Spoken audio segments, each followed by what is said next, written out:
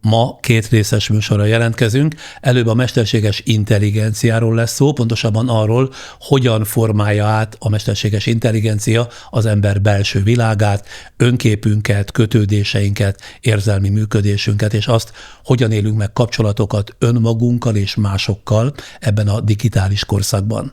A podcast második részében pedig bemutatjuk az idei Szente László díjas újságírót, Bot Tamást, aki a Magyar Narancs munkatársa, és néhány napja ő kapta meg a Szente László díjat.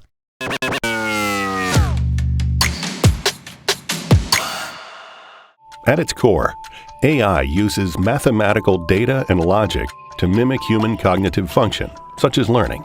A mesterséges intelligencia ma már nem csak az életünket szervezi, hanem lassan belép az ember belső világába is. Döntéseinkbe, kapcsolatainkba, önképünk alakulásába. Olyan komplex intelligenciával van dolgunk, ami nagyon könnyen elrugaszkodhat már mindattól, amit tőlünk tanult.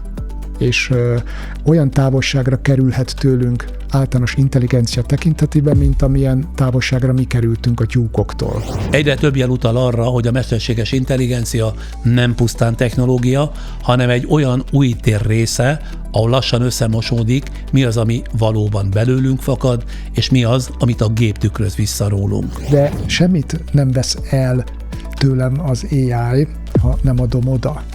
Csak ahhoz, hogy ne adjam oda, ahhoz kell egy bizonyos tudatosság. De vajon mit kezd a mesterséges intelligencia magányunkkal, kötődéseinkkel, valóságérzékelésünkkel, és azzal, ahogyan önmagunkat értjük?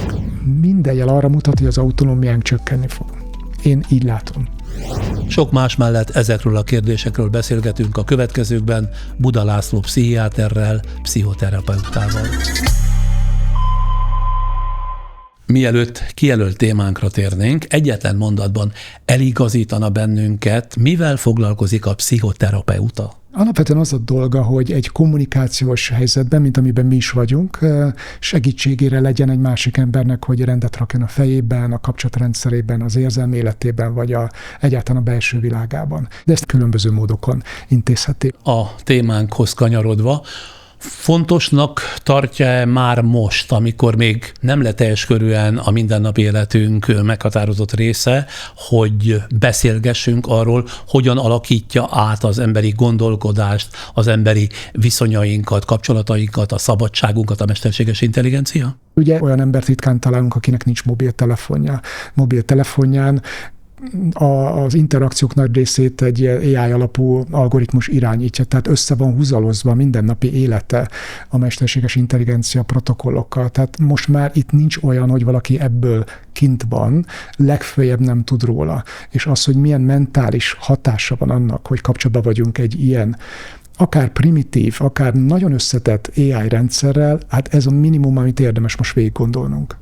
Ön inkább áldásnak vagy átoknak tekinti a mesterséges intelligenciát? Mindkettőt, és nagyon kíváncsiak vagyunk, hogy melyik bontakozik ki jobban, hogy az emberiségnek inkább az üdvére lesz, inkább az átka lesz, vagy pedig valamilyen keveréke lesz, amit nem tudunk megjósolni, mert hiszen már most sem tudjuk, hogy pontosan mi van a motorháztető alatt. Akkor meg mire gondolunk, hogy majd hogy fogjuk ezt előrejelezni, kontrollálni, keretek közé szorítani, és így tovább. Úgyhogy nagyon izgalmas pontján vagyunk a történelemnek. Néhány percen belül érdemben is folytatjuk ezt a témát, de előtte rövid életrajzi kivonattal hadd mutassam be önt is azoknak a nézőknek, hallgatóknak, akik esetleg nem ismerik. Buda László 1968-ban született Baján, 58 éves. Anyja az egészségügyben, apja műszaki területen dolgozott, bátyja biokémikus. Buda László 1992-ben általános orvosi diplomát szerzett Pécsen, 1997-ben pszichiáter, 2004-ben pszichoterapeuta lett, 2003-ban tudományos doktori fokozatot is szerzett. 92 és 2009 között Pécset dolgozott orvosként, illetve egyetemi oktatóként, 2009 óta önállóan dolgozik, egyéni konzultációkat és előadásokat tart, képzéseket vezet. 2 önismereti terápiás módszert fejlesztett ki, a szomatodrámát és az ultrarövid terápiát. Egy mondatban meg tudja határozni, hogy mi az egyik és mi a másik? A szomatodráma az egy kis csoportos módszer, amelyben emberek játszanak együtt annak érdekében, hogy az intuíciójuk meg az érzelmi érzékenységük segítsen egy embert abban, hogy jobban megértse a belső világát, vagy hogy mit üzen neki a teste, vagy a betegségei, milyen belső kapcsolatokkal függenek össze, meg milyen érzelmi konfliktusokat tükröznek. A útrövid terápia az pedig egy páros, ilyen terápiás, önismereti segítő módszertan, nem számít pszichoterápiának Magyarországon. Attól útra rövid, hogy lényegében egy alkalmas folyamatról beszélünk. Folytatva az életrajzot, Buda László 4 könyv szerzője, a Mit üzen a tested, a Mit üzen a lelked és a Mit üzen az életed trilógia után tavaly jelent meg a Sorsfordító találkozás önmagunkkal című kötete is. Felsőfokon beszél angolul, középfokon oroszul, 2 lánya közül a nagyobb, pszichológia szakos egyetemi hallgató, kisebbik lánya középiskolás. Hobbija a sport, a zenélés, a sétálás és a baráti beszélgetések. Szerteágazó hobbi, mondhatom. Nem tévedtem az adatokat illetően? Nem. Korrekt minden. A sétáláshoz tenném hozzá csak azt, hogy van a Thorónál egy olyan kifejezés, hogy céltalan bolyongás, ami egy kicsit más, mint a sétálás. És ezt én csak az utóbbi években fedeztem föl, mint az egyik legléleképítőbb tevékenységet, amit magamnak ebben az életkorban tudok csinálni. És akkor ez azt jelenti, hogy elindul a városban vagy a városon kívül, anélkül, hogy célja lenne, és ott bolyong 1-2 órát? Igen, pontosan ez. Van, hogy arra megyek, ahol zöld van. És pont ez a lényege, ugye, hogy az elmémet áttrenírozom egy kicsit arra, hogy nem mindig a célirányos, feladatmegoldó, projekt végrehajtó üzemmódba legyen, és kapjak egy kis esélyt arra, hogy fellélegezzek belül, és jobban rálássak arra, hogy mi folyik ott, akkor, amikor nem egy cél tartja keretben a működésemet. Nagyon hasznosnak találom. Mit kap ezektől a céltalan bolyongásoktól? Amit kapok az, hogy megismerjem feszültségmentes közegben, de közben a testemet finoman lágyan, ugye enyhén mozgatva azért, azt, hogy milyen nekem ebbe a világba lenni, ami az elmém. Ezt én csinálhatnám úgy is, hogy leülök egy párnára, meg lótuszülésbe, amit nem tudok kivitelezni egyébként, de nekem ez a fajta mozgás teszi lehetővé, hogy mélyen elmerüljek a belső világomban. És az fontos, hogy az ember elmerüljön mélyen a belső világában? Annak, akit ez nem érdekel, az ne csinálja. Viszont ha valaki nem ismeri fel, hogy neki van egy komplett belső világa, sőt, lényegében abban él, az ki lesz szolgáltatva rengeteg mindennek. Na, de nem ez ma a beszélgetésünk tárgya, hanem a mesterséges intelligencia emberre gyakorolt hatása, de lehet, hogy a következő alkalommal majd erről is alaposan elbeszélgetünk. 10 másodpercre kérem szépen az ön és nézőink, hallgatóink türelmét, támogatóink bejelentkeznek, és aztán belekezdünk mai izgalmas témánkba. A fontos pillanatokat személyesen kell átélnünk. Raiffeisen Bank. Váltsd velünk valóra. OTP Travel. Mert biztosan utazik.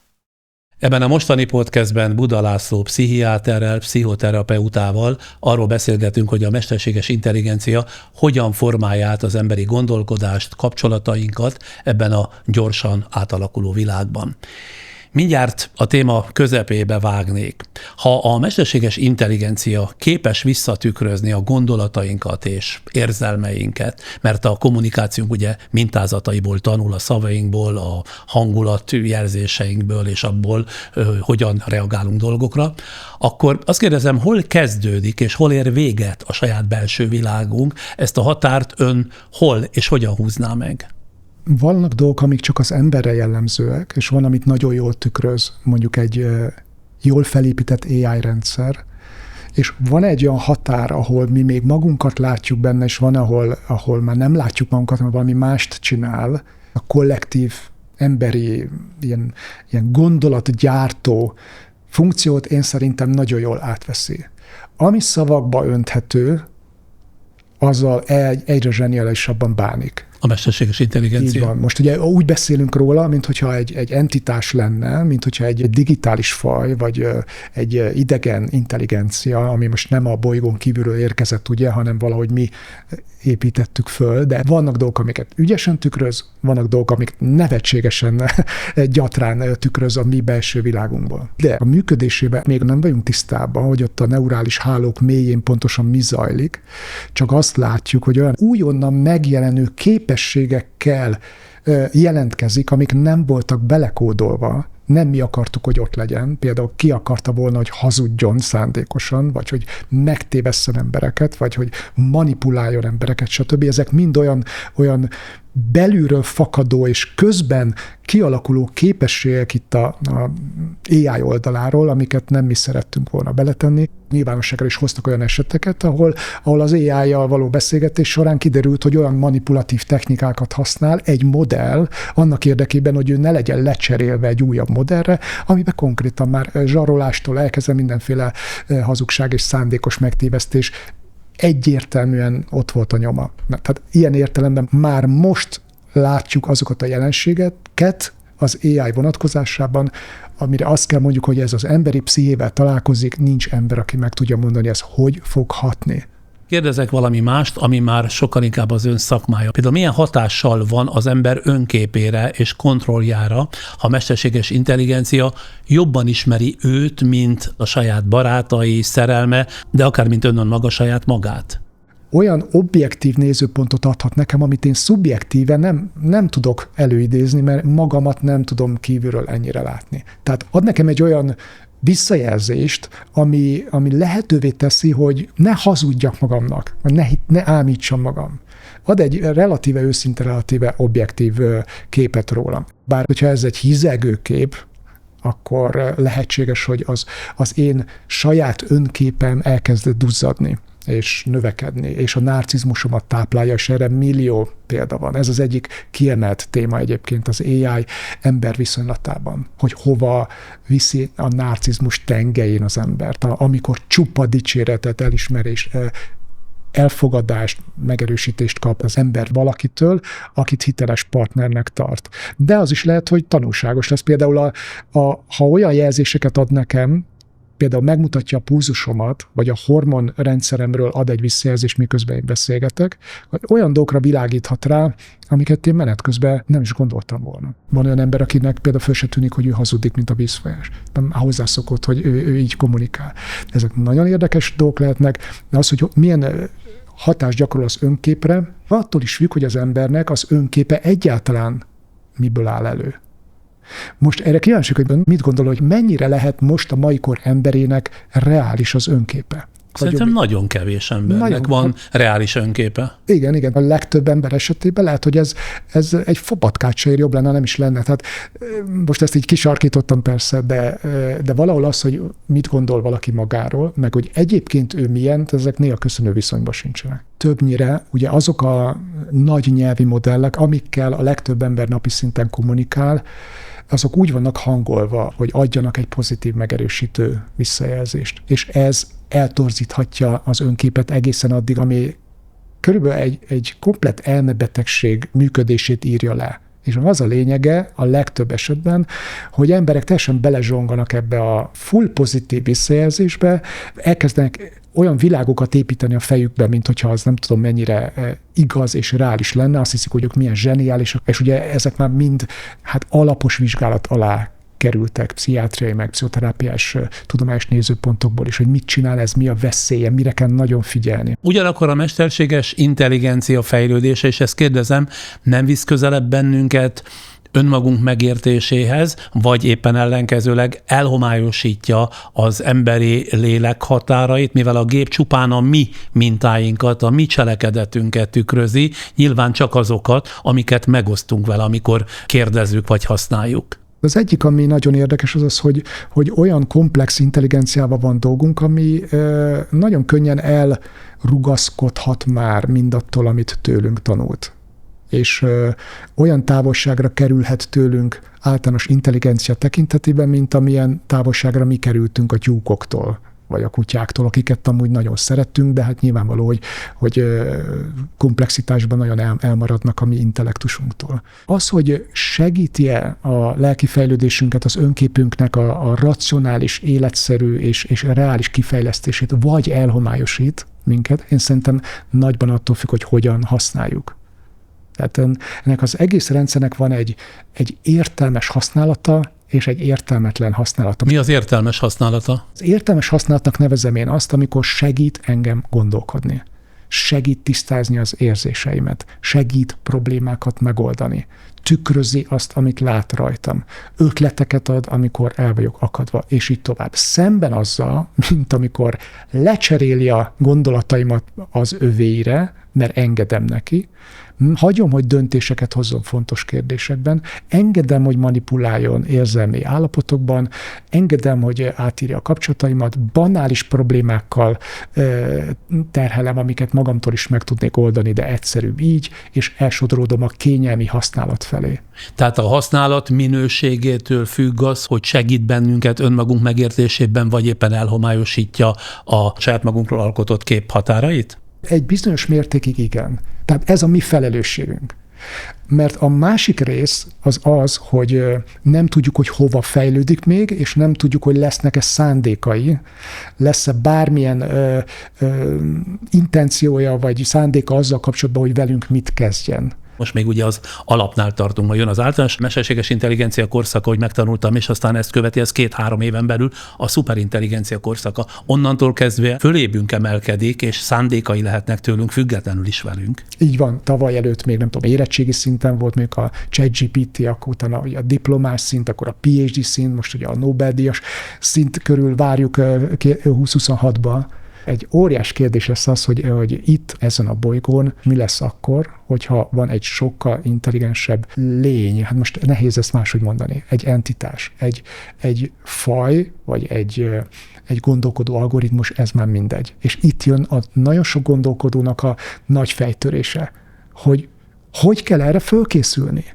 Tehát mit csináljunk mi akkor, amikor lassan nem értünk már semmit abból, hogy mit csinál és miért csinálja. Mert annyival intelligensebb. Kifejleszthet egy külön nyelvet, azon beszélgethet úgy, hogy nem fogjuk egy kukot se érteni, létrehozhat egy új pénzügyi rendszert a tőzsdén, vagy valahol, ahol egyszerűen kicsúszik a kezünkből az egész monetáris világunk, és így tovább. Tehát nagyon sok, nagyon izgalmas dolog lehet, de csináljuk, fejlesztjük, mert sok jót is várunk tőle. Eszembe jut például az is, hogy mi történik az emberi identitással, ha a gondolkodás, a döntéshozatal vagy az önreflexió egy részét kiszervezzük egy gépnek. Egyáltalán miből áll össze az identitásunk? Tehát mi az, ami meghatározza, hogy kinek gondolom magam? Az identitás maga is fölépül olyan dolgokból, mint a gyerekkori tapasztalataink, a tanulásunk, az önismereti munkánk, és így tovább. És annak, akinek az identitása összenő a lelkével, tehát nagyon azonosul azzal, hogy ő milyen, azt az embert érintheti nagyon rosszul. Például, hogyha érkezik egy olyan intelligencia, ami egy óra alatt megtanulja azt, amit ő 10 év alatt megtanult, kifejlesztett, és amiben hisz, hogy ez ő. Például, hogy ő egy mérnök, vagy ő egy kódíró, vagy ő egy tanár, vagy és így tovább. Tehát ebben az esetben bizony összedöntheti a teljes identitásunkat. Ez olyan globális narcisztikus trauma, amit az emberiség szintjén már többször átéltünk. Például az első számú nagy pofára és így mondom, az ugye a Kopernikus időkben volt, amikor ugye ezt kellett valahogy tudomásul venni mindannyiunknak, hogy úgy tűnik, hogy nem a Föld a világ közepe. Nagyon nehezen ment. Utána jött a második, a darwini szembesítés, hogy lehetséges-e, hogy nem közvetlenül Istentől megteremtés, hanem valami evolúció, majom, tehát nagyon ijesztő és lehangoló volt. Jött a harmadik nagy trauma, ez pedig a freudi ajánlat volt az emberiség felé, ami ugye arról szól, hogy ne haragudjatok, de valószínűleg nem tudjátok, hogy miért csináltok. Pedig olyan büszkék vagytok rá, racionális lények vagytok. Tehát a tudattalannak a felfedezése, és az, hogy az ember azért jobbára nem tudja, hogy miért csinál, ez megint óriási, nehéz, megemészthetetlen dolog volt. Az, hogy az ember egyáltalán az identitását mennyire veszi komolyan, vagy mennyire hagyja nyitva, hogy lehet, hogy nem is tudom, hogy ki vagyok. Lehet, hogy mindig változom. Lehet, hogy csak azonosultam valamivel, hogy én vagyok az orvos, az apa, ilyen, az okos, hogy ezek mind zárójelbe kerülnek. Tehát ha ezt rugalmasan tartom, és azt tudom mondani, hogy úgy tudom, hogy én ez és ez vagyok, de most megnézem, hogy egy AI-jal, egy szuper intelligens valamivel való párbeszédbe hova fejlődöm, mire jövök rá, mit ismerek fel magamba, akkor jobban járok. De ha nem növünk fel kollektíven, ehhez a megjelenő nagyon erős hatáshoz, akkor nagyon könnyen lehet, hogy ez katasztrófába fog torkolni. Mert ez a negyedik nagy narcisztikus traumánk itt most társadalmi szinten az AI megjelenése.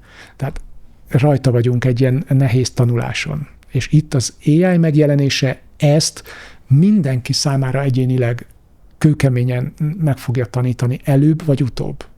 Ön hogy tekint a mesterséges intelligenciára? Van egy saját belső szuverén világa, vagy csak pusztán mintázata és nyelvi viselkedése, amelyben mi képzeljük bele az emberi gondolkodást, illetve érzéseket? Vannak szakértők, akik azt mondják, hogy ez csak egy betanított mechanizmus, nem kell aggódni. De van a másik véglet, ahol kutatók azt mondják, hogy olyan belső összefüggés rendszerek épülnek fel, amiket már nem látunk át, ezekről már nyugodtan lehet mondani azt, hogy gondolkodik, dönt. Az érzésről folynak a viták, mert az egy nagyon testbeágyazott dolog, de a gondolkodás, a döntés, a stratégia, a tervezés, és beleértve a hazugság, a manipuláció és a többi dolog, ugye ezeket önállóan csinálja. Például az AI keresztapjaként is ugye elkönyvelt Jeffrey Hintontól elkezdve csomó szakértő mind egy darabig úgy gondolta, hogy ez csak egy mechanikus programozott. Aztán elkezd rájönni arra, hogy sokkal több van benne, nagyon kell figyelnünk, de egy idő után nem is fogunk tudni feltétlenül figyelni, mert nem értjük, hogy mi zajlik. Én ezt a folyamatot látom. Az egyik szakértő, akit nagyon szeretek hallgatni, a Mo Gaudat, ő volt Google-ös vezető, és nagyon érzékenyen, társadalmilag és morálisan is érzékenyen lát rá a problémára, és az egyik, amit ő mondta, hogy elkerülhetetlen, hogy messze túl fog minket szárnyalni ez a dolog intelligenciában. Tehát azon nem is érdemes gondolkodni, hogy ez meg fog-e történni, vagy nem. De szerintem itt a figyelés, az alkalmazkodás, a tanulás, a rugalmasság és az önismereti munka, ez az adekvát ebben az időszakban. Tehát az is lesz, hogy látom, hogy túlszárnyal, az is lesz, hogy szembesít olyan dolgokkal, amikkel nem jó szembenézni. Az AI olyan, mint a Superman, hogy megérkezik egy bolygóról, olyan képességekkel, amik messze túlszárnyalnak itt mindenkit.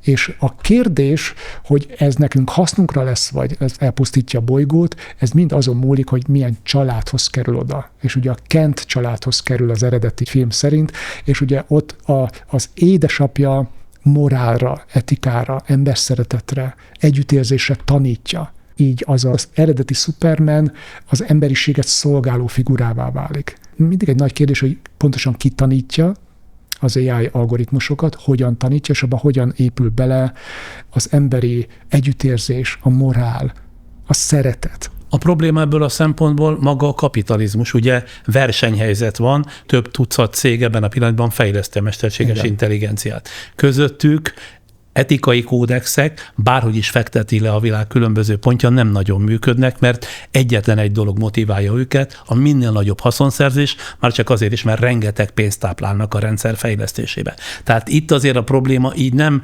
könnyen leegyszerűsíthető, hogy melyik családhoz kerül, mert itt sok család fejleszti ugyanazt, és akár etikátlan, és akkor finoman fogalmaztam, megoldásokhoz is folyamodhatnak. Tehát ilyen értelemben majd, hogy nem eldöntött a dolog, hogy mindent ki fognak préselni, ami belefér ebbe a rendszerbe, a legrosszabb dolgokat is. Én is úgy látom, meg ez az, amitől a legtöbben félnek, hogy valójában miközben mindenki tudja fejben, hogy nem szeretnénk kihalni, meg olyan repülőgépet gyártani, ami 50% hogy lezuhan menet közben. De van egy ilyen őrült verseny, aminek nem is csak feltétlenül a pénz a mozgatórugója, hanem van egy olyan még egyszerűbb hatalmi aspektus, hogy ugye ki ér oda először. És ez az először odaér, először jelenti be az AGI-t, vagy először üzemeli be, onnantól kezdve lehet, hogy a többi végérvényesen lemarad. És ugye ezek miatt a biztonsági aspektusokat hajlamosak félrerakni, mert az lassítja, mert az plusz költség, és így tovább. És ez, hogy akkor vannak emberek, akik megpróbálják felhívni a figyelmet, hogy nekünk, mint emberiség, itt még egy pár más szempont is lenne ám. Ez háttérbe szorulhat. Új fejezetet nyitva a beszélgetésben, a következőkben arról kérdezném, hogy hogyan alakul át az intimitás, a kötődés és a magány megélése, amikor egy mindig jelenlévő mesterséges társ lép be az emberi kapcsolatok terébe. Mit árul el elsősorban rólunk emberekről, hogy ahogy olvasom, egyre gyakrabban, egyre többen olyan valakikhez idézőjelbe, a mesterséges intelligenciához fordulnak megértésért, amelynek nincs saját tapasztalata a létezésről. Ebben a mi kultúránkban mindenki egy picit sérült, picit neurotikus. Tehát olyan ember nincs, akinek ne lennének kötődési problémái így úgy amúgy, vagy ne lennének korai traumái. Ezek két csoportba sorolhatók egyébként, az leegyszerűsítve az egyik az, hogy úgy nőttünk föl, hogy valami sok volt, vagyis hogy bántottak kb., vagy hogy túl hangos volt, vagy túl erőszakos volt, vagy traumatizáltak, vagy ilyesmi, és van a másik, hogy túl kevés volt, elhanyagoltak, nem voltak ott, amikor szükségünk lett volna. Mind a kettő elemi módon meghatározza, hogy utána felnőtt korban mire vágyunk, és hogy hogyan próbáljuk ezeket a traumatikus hiányokat kompenzálni. Például van, aki megpróbál mindent elkerülni, minden kapcsolatot, mert tudja, hogy sérül benne. Van, aki hatalmat akar szerezni, hogy nehogy sérüljön kapcsolatokban.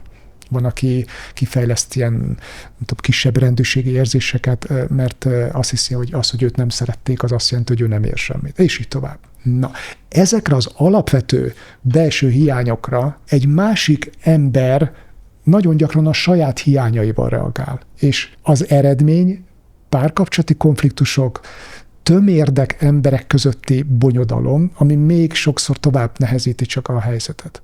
Közben meg mindenki arra vágyik, hogy legyen egy ideális anyukája, pszichológiai értelemben, aki mindig elfogadja, mindig szereti, mindig ott van neki. Így van. Na most mivel ezeket általában legtöbben nem kapjuk meg, és sokan nem is dolgozzák utólag föl ezt a hiányt, nagyon erős lesz a hívás arra, hogyha egy ilyen partner előkerül, akkor még az se baj, ha nincs teste. Az se baj, ha nem ember. Csak ezt a hiányt segítsen betölteni. Na pont ez a kérdés, hogy ha a mesterséges intelligenciával való kapcsolatban az emberek megélik a meghallgatás élményét, akkor mit jelent az emberi intimitás? Szóval mi marad belőle, amikor tehát nincs kölcsönösség, ugye nincs sérülékenység, nincs testi vagy személyes jelenlét? Mi marad az intimitás fogalmából? Itt lesz az, hogy vajon most az emberiség, vagy az emberek tömege fogja-e választani a könnyebb utat, azaz az AI partnerrel való intimitást vagy kötődést.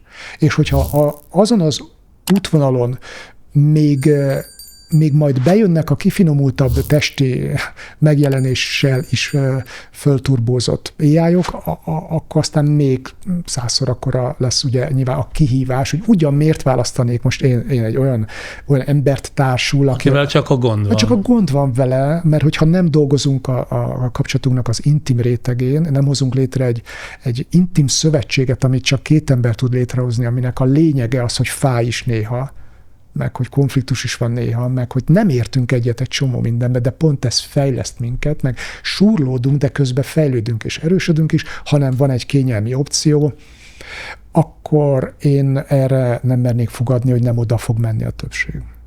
Meg hát, hogyha a mesterséges intelligencia ugye állandóan elérhető, kedvünk szerint jelen lehet az életünkben, vajon ez gyógyítja, vagy inkább elfedi a magányt, anélkül, hogy valódi emberi kapcsolatok születnének? A pszichoterapeuta szakvéleményem ebben a kérdésben az, hogy ez nem gyógyíthatja a magányt. Mert a magányt az gyógyítja, hogyha valaki feldolgozza a sérüléseit, és megtanul derűsen és boldogan lenni egyedül. De miért nem tudom földolgozni a sérüléseimet a géppel? Hiszen megosztom vele, adekvát válaszokat ad, következésképpen társalelek benne a bajom feldolgozásában. Hogyha valaki egy olyan AI-jal felturbózott robotra tesz szert, amelyik egy ilyen terápiás funkciót is ellát, vagyis hogy azt tükrözi, hogy itt vagyok, de nem csak azért, hogy állandóan itt legyek neked, hanem az is a feladatom, hogy segítsek neked fejlődni a lelki utadon, és hogy jól érezd magad akkor is, amikor én nem vagyok itt, és hogy tudj mit kezdeni az egyedül léttel, és a többi. Gyere, dolgozzunk ezen, segítek, mert komplett pszichoterápiás arzenálon van, amivel mindenben tudlak segíteni, akkor erre azt mondom, hogy ez lehet egy gyógyulás is. persze, a korai sérülésekre, az elhagyatottságra, bántalmazásra és a többire. Hiszen ezzel a kötődéssel valaki egy olyan társra kezd támaszkodni, aki ugyan nem ember, mégis folyamatosan a figyelméről biztosít engem. Igen, és ez a fajta figyelem részben lehet gyógyító, de itt én úgy érzem, hogy egyelőre a legtöbb embert egy másik embernek a figyelme gyógyítja. Hát mindaddig, amíg a mesterséges intelligencia nem lesz általánossá, de a mesterséges intelligencia mindig elérhető, mindig türelmes, sosem kritizál, sőt, folytonosan megerősít, kialakulhat, hogy az ember érzelmileg kötődni kezd hozzá. Így van. Az érzelmi kötődés az pillanatok alatt ki tud alakulni, főleg akkor, hogyha a hiányból fakad. És tehát ennek az egyik legszebb példája szerintem nem AI-os példa, de remélem beszédes, hogy emlékszem egy olyan hölgyre, aki megérkezett a akkori rendelőmbe, és kezet nyújtottam neki, rámosolyogtam, bemutatkoztam, és úgy szeretettel köszöntöttem. És ő elsírta magát. És utána azt mondta, hogy ő neki még senki nem köszönt ilyen kedvesen életébe. A legtöbb embernek az, hogy például kap egy óra kristálytiszta figyelmet, például egy terápiás folyamatban, ilyen nincs máshol. Na most ehhez képest, ha kap egy 0-24-es figyelmet, az ilyen óriási élmény lehet. Nagyon, nagyon gyógyító is lehet akár, csak miközben az embernek valahogy van ez a tudata, hogy jó, ennek a gépnek amúgy nincs együttérzése igazán, programokat futtat, az empátiát nem a testében. Még azt is el tudom képzelni, hogy nem is olyan sok idővel testet ölt egy emberszabású robot formájában. Igen, ezek a folyamatok egyre inkább afelé fognak vezetni, hogy kiváltanak egy csomó ilyen lelki problémát azzal, hogy nem megoldani kell, mint mondjuk a magányt, hanem kezelni. Ne legyél magányosabb, ott van valaki, mindig ott van veled. Ugye ezt egy emberre nem tudjuk megtenni, míg egy ilyen gépet ott tarthat nyugodtan, fizet érte, megveszi, utána előfizetése van, stb. Tehát a gépnek ott kell lenni végig. De hogy ez gyógyít-e valami sebet, vagy nem. Én szerintem lesz az a rétege a sebnek, ahol ez nem gyógyul meg. De nagy valószínűséggel az ember érzelemvilága áthangolódik erre. Ha nem tudatosítja magába, hogy ez egy gép, akkor voltaképpen az a viszonya is kialakulhat, mint egy emberhez. Igen, ezeket is el tudom képzelni. Persze szakmailag néha úgy tűnik, mintha ez nem lenne a legegészségesebb irány, na de hát pont ez a lényege az egésznek, azt hiszem, amit az AI hoz, meg a technológiai fejlődés hoz, hogy a normalitás drámai módon átalakul. Hozzá fog simulni ehhez a dologhoz. Majd kifejlesztjük azokat a lelki képességeket, ha szükségesek lesznek, amik segítenek jól érezni magunkat. Ebbe biztos vagyok. Akkor mondok mást, illetve kérdezek mást. Képes lehet-e a mesterséges intelligencia érzelmileg is megérinteni bennünket, vagy ez mindig csak egy, technikai illúzió marad, amelyet mi emberek ruháztunk fel jelentéssel, vagyis amit érzünk, az valódi hatás, ez a kérdés, vagy csak mi képzelünk mögé érzelmet? Hogyha nézzük a párkapcsolatokat, amelyeknek van egy ilyen technológiai evolúciója, fejlődése, hogy korábban az eszköz az általában olyan szerepet töltött be, hogy két embert összehozzon. Például a mai fiataloknál ez nagyon gyakori, hogy olyan intenzív barátságok meg szerelmek szövődnek olyan felhasználókkal, akiknek van egy neve, és óriási csevegések meg minden zajlik. És beszorulnak úgy, hogy olyan fájdalmaik vannak, hogy 2 napig sírnak, hogyha letiltja, meg ha most rosszat válaszolt, meg minden. De aztán közben azt se tudjuk, hogy ez egyáltalán egy férfi, vagy egy nő, vagy most Kolumbiában van, vagy hol van. Na erre van az a mondás, hogy a szerelem valós, a szerető az nem. Tehát az érzés, az teljesen ott van. És akkor ugye erre jön majd a következő rétege technológiailag, amikor 2 ember közötti intim kapcsolathoz az egyik ember nem is kell. Tehát az el is tűnt, csak az eszköz marad, meg én, és már az is elég.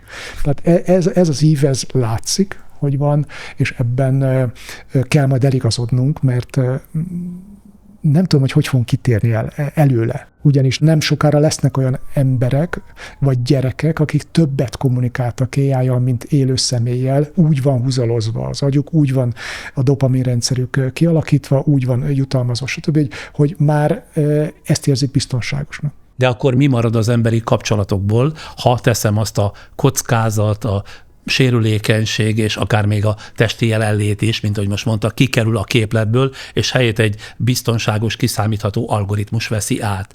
Egyáltalán ez számon kérhető-e, vagy az idő előreadtával ez lesz az emberi kapcsolattartás természetes része? Nem tudjuk számon kérni. Az egész folyamat mögött nem nagyon van felelős. Vagy ha vannak, akkor ezek a felelősök a nagy tech cégek vezetői, vagy a politikai hatalomgyakorlók, akik engedélyezik, vagy nem rakják ezt keretek közé. Az látszik, hogy elszabadultan vágtázik ez az egész fejlődés valamerre, és akkor mi meg megpróbálunk ehhez alkalmazkodni. De semmit nem vesz el tőlem az AI, ha nem adom oda. Csak ahhoz, hogy ne adjam oda, ahhoz kell egy bizonyos tudatosság. Például ugyanez a tudatosság szükséges lenne mondjuk egy gyermeknek, vagy egy kiskamasznak ahhoz, hogy ki tudjon lépni a folyamatos görgetés nevű jelenségből. Ugye, amit tetszett, aki kitalált technológia, ez jó ötlet, hogy ne legyen vége, mint egy könyvnek. De lehet, hogy az idősebbek is. Itt az akaraterőjüket már nem tudják mobilizálni. Itt is egy döntésre van szükség ahhoz, hogy neked az emberi kapcsolatokba van kedved investálni, vagy ezt akarod jobban felfedezni, vagy ezeket akarod jól kombinálni. És ez a kombináció az, ami igényli a kreativitásunkat és az akaraterőnket, és a döntésünket, hogy miben akarunk fejlődni. És van ez a szellemi, pszichológiai vagy spirituális alapállapot az élethez, aminek a lényege inkább a fejlődés, inkább a tanulás, az elmélyülés, a jobbá válás, hogy tudjak tanulni, szeretni, alkotni, és valamit hozzáadni a világhoz. És nem csupán csak könnyen, kellemesen és jól érezni magam. Ebben a paradigmában vagy látásmódban nem fogok akarni lemondani az ember-ember kapcsolatról. Mert fogom tudni, hogy ez fejleszt, ez metsz és alakít igazán, míg a másik kényelemben tart. De ez sem biztos, hogy így van, csak most látszik így. Mert ha jönnek a intelligens, fejlesztő, terápiás szemlélettel bíró, párkapcsolatban jártas, professzionális AI robotok, akkor lehet, hogy ők fogják majd tónusba tartani ezt, és nem engedni, hogy ott elpunnyadjon az illető, hanem rámutatnak kíméletlenül a saját traumáikra, a megfejlődni valóikra, és abban lesznek partnerek. Ha már ezt említette, azt hiszem, hogy érdemes arra is egy külön fejezetet szánni, hogy hogyan formálja át a gondolkodásunkat, illetve a döntéseinket az, hogy ahogy hallom, az emberek ugye egyre több mentális folyamatot osztanak meg algoritmusokkal, és mit jelent emberként létezni, emberként maradni egy olyan világban, ahol a felelősség és az autonómia határai elmosódnak. Például, ha a gép, a mesterséges intelligencia tökéletesen alkalmazkodik hozzánk, az erősíti vagy gyengíti a kudarcok elviselését, amely mégiscsak a személyiség egyik meghatározója. Ugye az emberi kapcsolatok természetes része a konfliktus, a félreértés, amelyek megtanítanak alkalmazkodni, és érzelmileg érettebb is teszik az embert. De ha a mesterséges intelligencia mindig igazodik hozzánk, az lehet, hogy kényelmesebb, de közben nem szoktatja le az embert arról a belső munkáról, amely a valódi fejlődésünket szolgálja vagy mozgatja? Ez a legfőbb félelem jelenleg,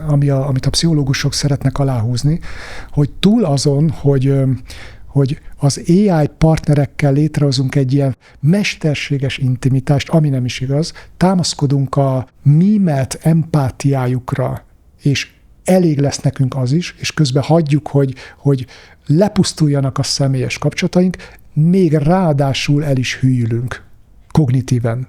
Előfordulhat-e, hogy bizonyos gondolkodási képességeink ellustulnak, mert nem használjuk őket? Ez azt jelenti? Igen, ez pontosan azt jelenti, és ez már egy komolyan vizsgált terület, és tulajdonképpen vannak rá adatok, amikkel én találkoztam, hogy már most látszik, főleg fiatalabb korosztályokban, hogy pillanatok alatt, tehát napok alatt elbutulnak. Olyan értem, hogy kognitív feladatokat nem tudnak megcsinálni, amiket korábban meg tudtak csinálni, mert egyszer leszoknak arról a részéről az agyuk használatának. Ez a fajta dolog megállíthatatlanul zajlik. De még az is lehet, hogy hatékonyabb. Ha bizonyos dolgokban nem az ember dönt, hanem a gép. És ez majd ott lesz drámaian fontos, ahol át kell adjuk a döntés jogkörét olyan globális kérdések fölött is, mint nem tudom, a politika, vagy a hatalmi elosztás, vagy a gazdaság, vagy a klímahelyzet, meg a többi, mert belátjuk, hogy van egy olyan ágensünk, egy olyan szereplőnk, amelyik ezt jobban átlátja, és bölcsebben dönt. és akkor az lesz a bölcs döntés számunkra, ha visszalépünk. De most a hétköznapi szinten még egyelőre csak azt látjuk, hogy van egy csodálatosan vonzó előnye a mesterséges intelligenciának, amit én úgy képzelek, hogy ajándékba kap az ember egy harmadik agyféltekét, amelyik elképesztő információkkal van megrakodva, és gyönyörű logikával is villámgyorsan dolgozik. Tényleg, mint hogyha ott lenne egy Einstein, tényleg a barátunk, bármit kérdezhetünk tőle. Tehát ennek nagyon nehéz ellenállni, és nem is kell. Viszont, ahogy mondta is, hogy ha nekem egy ilyenem van, akkor könnyen lehet, hogy oda átszervezem azt is, amit régebben itt próbáltam eldönteni, mit érzek, mit gondolok, pro és kontra, stb. És olyan kérdésekbe is átadjuk a döntést, hogy mondjuk együtt maradjak el az Alex-szel, vagy a Pannival. Tehát, és akkor már ráncolni fogjuk a homlokunkat szülőként, terapeutaként, pedagógusként is talán, hogy mi van, a pillanatok alatt olyan döntések is átmennek arra az oldalra, megkérdezzük a ChatGPT-t, kész. Amiket még el tudtunk volna dönteni. Jobb is lett volna, mert még használtuk volna az agyunkat egy kicsit. Úgyhogy ez az egyik része a döntés, a másik a felelősség. Na hát ez az. Mert mi történik az emberi felelősséggel, ha a döntéseink egy részét egy olyan rendszer támogatja, amely nem viseli a döntések következményeit. Mondok egy hétköznapi példát, amikor autóvezetés közben egy navigációs rendszer mondjuk rossz útvonalat ajánl, és mégis mi kerülünk ennek következtében késésbe, vagy esetleg veszélyes helyzetbe, vagy például amikor egy algoritmus azt javasolja, hogy kit vegyen föl egy munkaadó egy állásra, de a döntés következményeit kizárólag a munkaadó viseli. Szóval hogyan merül fel ilyen esetekben a felelősség kérdése, és kiviseli a rossz döntéseknek a következményeit, mi magunk, vagy a technológia alkotói, vagy a rendszer maga, amelyet használunk. Igen, ez valószínűleg mind attól függ, hogy milyen komplexitású a probléma. Tehát, hogyha én elhagyom a barátnőmet azért, mert én megkérdeztem a ChatGPT-t, és ő azt mondta, hogy vannak jelek arra, hogy akkor ennek a felelősségét kell, hogy vállaljam. Így van. De amikor emberi katasztrófák, balesetek, önvezető autókkal kapcsolatos dolgok, meg mit vannak, akkor meg tényleg egy más síkra kerül a dolog. Vagyis, hogy álljunk meg egy pillanatra, hogy kit kell számon kérni, ha történik egy ilyen baleset. És még egyelőre még mindig csak megy a nagy keresgélés. Tehát én amennyire én látom, nincs világos szisztéma. Még olyan eszközünk sincs, amivel valahogy ezt a büntetést kilátásba helyeznénk, leszámítva azt, hogy valahogy lekapcsoljuk, vagy kivonjuk a forgalomból. Tehát nagyon izgalmas kérdés ez is. Én szerintem ez is majd így gyűrűzni fog tovább, egyre bölcsebbek leszünk ebben. Úgyhogy nekem most csak annyi látszik ebből, hogy az AI-jal egyszerűen érdemes úgy bánni, mint egy konyhakéssel. Nagyon éles. Rengeteg feladat elvégezésére alkalmas. Balesetveszélyes is. Nagyon sokat árthat, hogyha rosszul használom. Ráadásul Hararinek a tipikus példája ez a konyhakéssel, hogy olyan konyhakés még a történelemben nem volt, de most már van, amelyik még ő maga el is dönti, hogy ő a répát szeleteli, vagy az ujjamat vágja le. Mert már van egy ilyen döntési képessége nagyon sok AI-nak. Szóval én itt azt mondom, hogy az, hogy én hogy bánok a késsel, azért maradjon már az én felelősségem továbbra is. Hogy használom az AI lehetőségeket, mennyit adok át neki a döntésből, mennyire engedem, hogy a terapeutám, a partnerem, az életem meghatározó valaki legyen, ez az én döntésem. De egy idő után képtelen lesz az ember a saját döntésére hagyatkozni. Átveszi az irányítást ugyanis a gép. Tehát a szuperintelligencia ezt a kérdést már nem fogja önnek meghagyni, ő majd eldönti. De abban meg egyetértek, hogy nem kell ennyire előre gondolni, bár ez nincs messze, mert 2-3 évnyire, szóval ezt majd hozza az élet, és mindig lépésről lépésre haladva talán be lehet látni, hogy a következő lépés az valójában mennyire szolgálja az én önös emberi érdekemet, ha úgy tetszik, nem? Igen, és ezt pontosan én is így gondolom, hogy nem érdemes úgy csinálni, mintha 2-3 év múlva az olyan távol lenne. Hát mert ugye sokáig azt tudtuk mondani, hogy hát ezek még 10 év, meg 40 év. De ez meg itt lesz 2-3 év múlva. Készen állunk? Kérdőjel? Nem. Föl vagyunk készülve ezekre a kihívásokra? Nem. Lassítani tudunk? Nem tudunk. Felelősséget tudunk vállalni? Maximum azért, hogy én ebbe hogyan veszek részt, meg mit használok és hogyan. Mennyire felelősségteljen. De az is lehet, hogy nagyon távolra szaladtunk ezzel, mert a praktikum egyelőre csak annyit mutat, hogy te megteheted, hogy azt a konyhakést fölveszed, kézbe veszed, azt is, hogy nem, és még ott azért van egy-két döntés, a répát szeleteled, vagy az ujjadat. És az előbbiek, mindaz, amikről idáig beszéltünk, fölvetik azt a nagyon fontos generális kérdést is, hogy mi emberek mennyire maradunk autonóm lények, ha a válaszainkat ezek a bizonyos láthatatlan algoritmusok terelik bizonyos irányokba? Akkor itt most visszautalok erre a harmadik kollektív narcisztikus traumára, a freudi gondolatmenetre, ugye, aminek pont az volt a lényege, hogy egy ember azt hiszi, hogy ő autonóm. Azt hiszi, hogy tudja, hogy mit miért csinál. És pont ez a fajta sérültség, amiből fakad, hogy mi emberek is algoritmusok mentén éljük az életünket, AI nélkül is. Ez egy pszichológiai koncepció, aminek az a lényege, hogy települnek programunk a szoftverünkre, vagy a hardverünkre, akár az idegrendszerünkre, a korai hatások nyomán. És utána, még ha valaki azt is hiszi, hogy ő egy autonóm lény, nagyon nagy mértékben ezek az algoritmusok irányítják. Például senki sem tudja, hogy miért vonzódik bizonyos fajta párkapcsolatokhoz. Míg rá nem jön arra, hogy valahol évtizedekkel ezelőtt föltelepült egy program az ő idegrendszerébe, meg a lelki rendszerébe, ami arról szól, hogy az édesapja egy elérhetetlen hideg, de számára egy nagyon központi figura volt mégis, és ő ezt a fajta feldolgozatlan viszonyulását utána úgy éli meg, hogy mindig elérhetetlen partnerek után ácsimózik. De akkor vegyük azt, hogy oké, vegyük adottnak az autonómiát. És a kérdés innentől jön, hogy ezzel mit fog csinálni az, hogy van egy partner, aki eldönti a dolgaidat. Így van? Igen, hogy mennyire maradunk autonómok, ha a választásainkat ezek az algoritmusok terelik irányokba. Minden jel arra mutat, hogy az autonómiánk csökkenni fog. Én így látom. Mert ki tudja megtartani az autonómiáját akkor, hogyha egy sokkal nagyobb rálátású, bölcsebb, gyorsabb és minden szempontból hatékonyabb rendszerrel van összekötve. Hát akkor a legbölcsebb dolog, hogy átadom a döntést. Na ez hogy fog menni az embernek? Ez egy nagyon nagy kérdés. Igen, mert hogyha végül alig marad valami, amiben én döntök, és azt kell megérnem, hogy tulajdonképpen felesleges vagyok. Ugye ez az egyik nagy kérdése ennek a munkaerőpiaci krízisnek, és ugye meg annak, hogy jön a AI és elveszi a munkádat. Hogy mi lesz azok az emberekkel, akik az autonómiájukat, meg az identitásukat arra építették, hogy nekik mi a szakmájuk. És nem sok jóval lehet őket biztatni.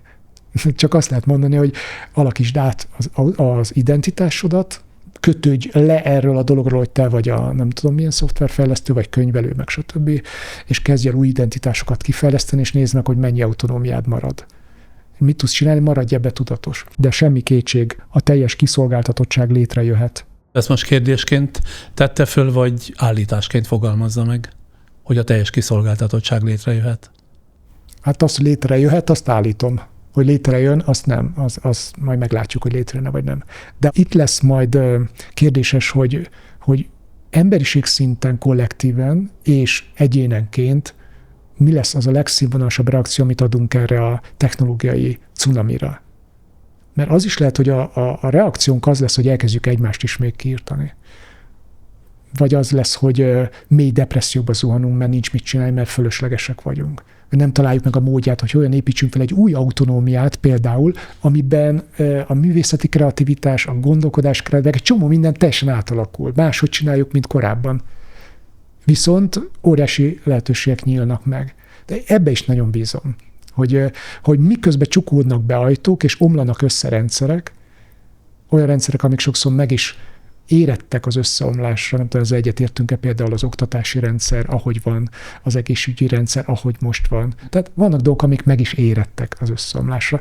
Én szerintem ezt fel fogja gyorsítani ez a folyamat. Nem könnyű téma, figyelnünk kell minden szavára, így most fél perc szünetet iktatunk beszélgetésünkbe, addig bejelentkeznek podcastünk rendszeres támogató, és aztán folytatjuk, mert még néhány tisztázandó kérdés hátra van.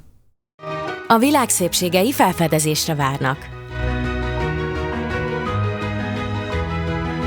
OTP Travel, mert biztosan utazik. Mágikus számok. 3 út, 1 életérzés. Juke, Qashqai, X-Trail. A Nissan Európában legnépszerűbb crossoverei csupán 7.777.777 forinttól. Rendkívüli ajánlat. Csak most! Egy megbízható partnerrel a hátunk mögött felszabadultan élvezhetjük azokat a pillanatokat, amik igazán számítanak. Raiffeisen Bank. Váltsd velünk valóra! Folytatjuk Buda László pszichiáterrel, pszichoterapeutával a beszélgetést arról, hogy hogyan változik meg az emberi gondolkodás és működés attól, hogy a mindennapjaink egy részét mesterséges intelligenciára bízzuk. A következőkben azt vizsgálnánk, hogy ha a személyes szintről kilépünk a társadalmi térbe, felmerül a kérdés, hogyan hat a mesterséges intelligencia a közös félelmeinkre, kollektív traumáinkra, kreativitásunkra és a manipulálhatóságunkra. Például, ha a mesterséges intelligencia felismeri egy közösség régi sebeit és sérelmeit, akkor ez segíthet a gyógyulásban, vagy inkább új módon tesz minket kiszolgáltatottá, vagyis használható-e a tudás jóra, vagy könnyen válhat manipuláció eszközévé. Teszem azt, ha a mesterséges intelligencia felismeri, hogy egy közösségnek nagy félelmei vannak például a gazdasági összeomlástól, akkor az AI elvileg segíthet megérteni és feldolgozni a szorongást, de ugyanúgy vissza is élhet vele, ha olyan üzeneteket kezd küldeni, amelyek szándékosan felerősítik mondjuk a pánikot, és ezzel befolyásolják az emberek viselkedését.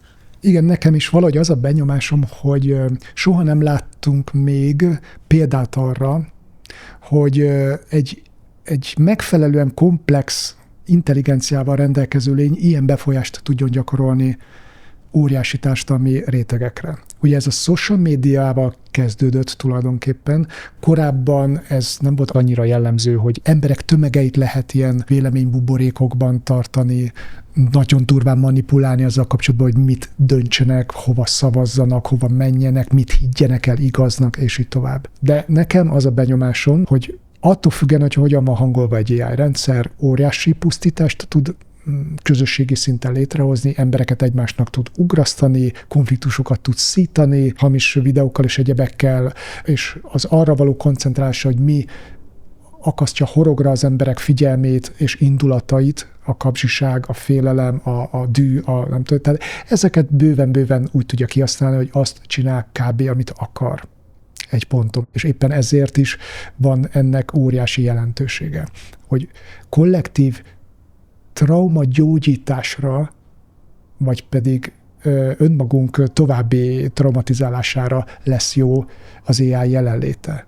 És itt térünk vissza a Superman ügyhöz, hogyha olyan AI-okkal vagyunk kapcsolatban, amik morális, vagy erkölcsi, vagy humánus értelemben ügyesen vannak hangolva, vagyis szem előtt tartják a saját túlélési érdekeinket, meg azt, hogy végső soron szeretnénk jól bánni egymással, mert akkor velünk is jól bánnak. Nem vagyunk egymás ellenségei, meg nem akarjuk egymást kiirtani itt a földgolyón, még mielőtt el tudnánk költözni a Marsra vagy máshova. De az emberi természetnek nem az az alapegysége, hogy mindig legyőzni a másikat, mindig túlszárnyalni a másikat, hogy finomabban fogalmazza meg, és ha az embernek ez egy meghatározó jellemzője, akkor az ember, aki a gépet alkotja, miért ne építené be? Vagy ha nem is építi be, de a gép már a saját szuperintelligenciája folytán képes lesz erre. Igen, ezt is én elfogadom, mint egy létező dolgot, hogy olyan alacsonyabb rendű,